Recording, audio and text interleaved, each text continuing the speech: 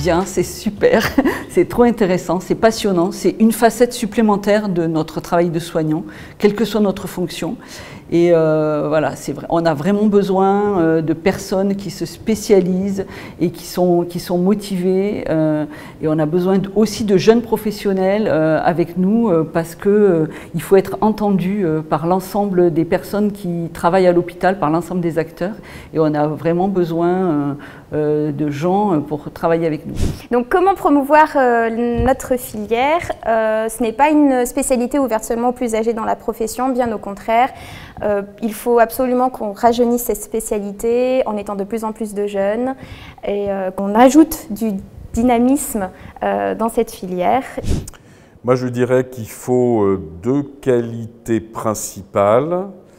Il faut une qualité d'ouverture, et ça reprend un petit peu le propos précédent, c'est-à-dire qu'il faut être capable de montrer qu'on est ouvert sur les différentes approches de la prévention des infections. Encore une fois, entre le laboratoire de biologie, entre l'activité clinique et les pratiques cliniques, et puis l'aspect plus, je dirais, statistique ou épidémiologique, pour pouvoir, je dirais, créer des outils pour suivre un petit peu les risques. Et je pense que tout ça, ça nécessite une ouverture d'esprit, être toujours curieux des nouvelles approches, des nouvelles méthodes qui viennent parfois d'autres domaines et qu'il faut apprendre à s'approprier. Et ça, c'est à mon avis la première qualité. Donc être dans la multidisciplinarité. Et je pense que l'autre chose importante, c'est d'avoir une rigueur scientifique.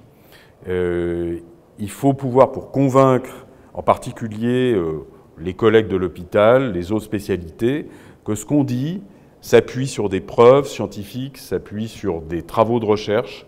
Et il faut être capable, non seulement soi-même, je pense, d'avoir des idées et de pouvoir conduire ses propres travaux, mais surtout aussi d'être capable d'analyser ce qui se fait ce qui est publié et ce qui se fait par d'autres. Et ça, je crois que c'est un élément essentiel pour convaincre du sérieux de l'activité.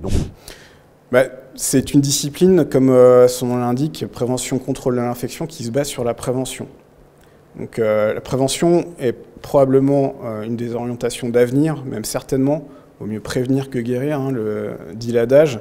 Et je crois vraiment qu'il faut mettre des efforts sur ce sujet-là de la prévention. Les infections associées aux soins représentent quand même une proportion non négligeable des événements indésirables à l'hôpital. Et vraiment, j'incite les jeunes à s'orienter vers ça. Vraiment, vous allez avoir une diversité d'activités, un panel de professionnels avec lesquels vous allez pouvoir interagir et c'est vraiment extrêmement enrichissant. Je lui dirais que c'est une discipline qui est extrêmement dynamique en France et moi j'ai découvert ça en fait récemment, mais c'est également très dynamique à l'échelle européenne et mondiale. Que c'est une activité qui permet cette interaction multidisciplinaire qui est offerte par très peu de spécialités. Et c'est une des disciplines où on a encore la chance de travailler avec des gens de background qui sont très variés et très différents. Un jeune professionnel, je lui dirais tout simplement, si tu veux vivre passionnément ton métier, rejoins une équipe de prévention du risque infectieux avec toutes les dimensions que ça peut proposer au quotidien et notamment quand on a à gérer des crises, finalement on vit assez passionnément sans en avoir l'air. Voilà. Pour rejoindre la prévention du risque infectieux, il suffit juste d'être curieux.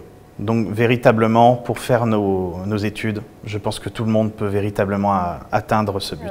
Si je devais convaincre, c'est un métier mais tellement diversifié, on peut faire tellement de choses, c'est tellement large que c'est toujours intéressant, on ne s'ennuie jamais, on apprend toujours, il y a toujours des choses à faire et puis c'est très évolutif, on peut vraiment monter des strates et changer complètement de métier, je trouve, à chaque fois.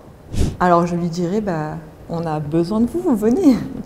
Non, je dirais que c'est une super discipline, que vraiment je pense qu'on a la chance quand on est spécialiste de la prévention du risque infectieux, que ce soit au niveau médical ou paramédical, de pouvoir vraiment travailler en équipe et travailler avec plein d'autres spécialités et je pense que c'est peut-être la seule spécialité justement où on peut faire ça.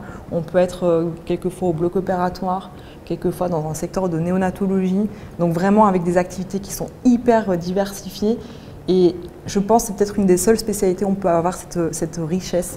Donc vraiment, venez, rejoignez-nous. Le deuxième élément, c'est que je dirais que l'activité de recherche dans ce domaine de la prévention de l'infection offre des opportunités extrêmement vastes. Comprendre comment les agents infectieux se transmettent, s'appuyer sur des techniques innovantes, la modélisation mathématique, des techniques de biologie innovantes comme le séquençage génomique, et puis intégrer ça dans des projets de recherche, là encore très multidisciplinaires. Je pense que ça, c'est quelque chose de très attractif pour un jeune professionnel de santé, qu'il ait envie d'aller vers une carrière universitaire ou pas d'ailleurs. Je crois qu'à mon avis, il n'y a pas d'autres disciplines qui offrent plus d'ouverture d'esprit, plus de nouveautés, plus d'évolution et qui font que chaque jour, on a envie de l'exercer, de découvrir de nouvelles choses. Elle est en plus pluriprofessionnelle et c'est un grand avantage. Je lui dirais que si tout ce qui est infectiologie l'intéresse et qu'il a envie d'être acteur pour la santé de demain, ça passe notamment par la prévention et ça passe notamment par notre travail.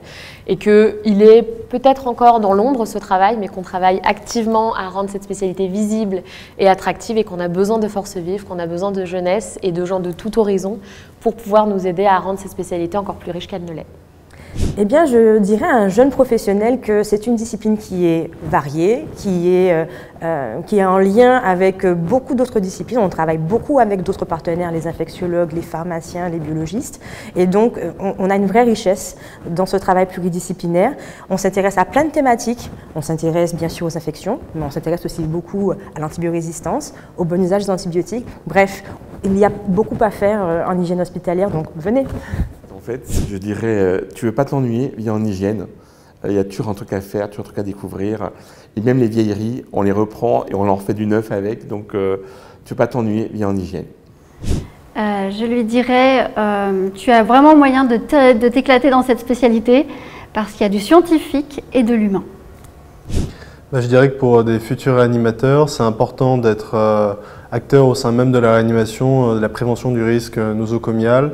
Et donc c'est important de saisir tous les enjeux qu'il y a autour de cette prévention pour pouvoir ensuite les appliquer et puis voilà, rester un peu maître de tous ces problèmes-là au sein de la réanimation. Et donc moi je recommande beaucoup aux jeunes d'aller vers cette démarche scientifique. Hein, c'est ça qui a permis, je dirais, qui a donné d'une certaine façon la solidité de cette discipline au sein je veux dire, des autres disciplines médicales. Et ce n'était pas une partie gagnée d'avance. Et je crois qu'il faut vraiment continuer dans ce domaine-là pour avoir une crédibilité finalement vis-à-vis des autres collègues. C'est aussi ce que j'ai découvert en devenant hygiéniste.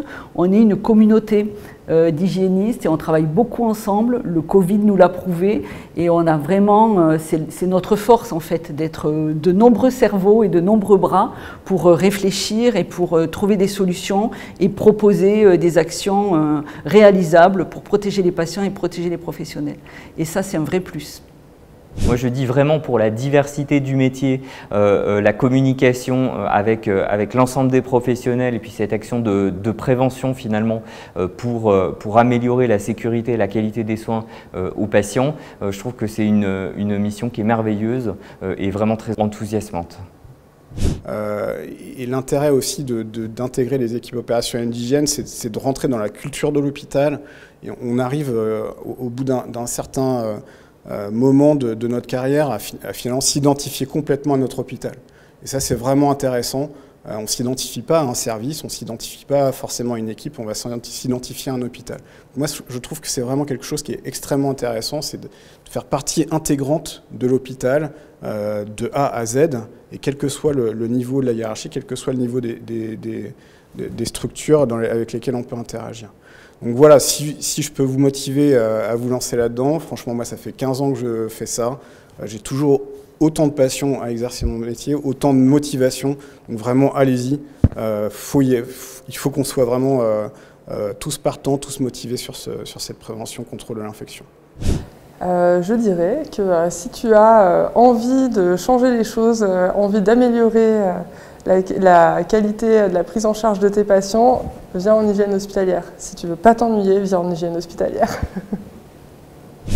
Donc je dirais que si on a envie d'être utile aux autres, de savoir pouvoir écouter les autres, ben, il faut choisir ce métier et qu'en même temps il est passionnant parce que très varié, qu'il y a toujours des nouvelles situations qui se présentent. On a eu le Covid récemment, demain il y aura d'autres infections particulières et donc la variété des actions et l'utilité qu'on peut ressentir devrait attirer tous nos collègues vers cette spécialité. Et la phrase fétiche, plus on est de jeunes, mieux on est pris. Retrouvez-nous, j'ai pris.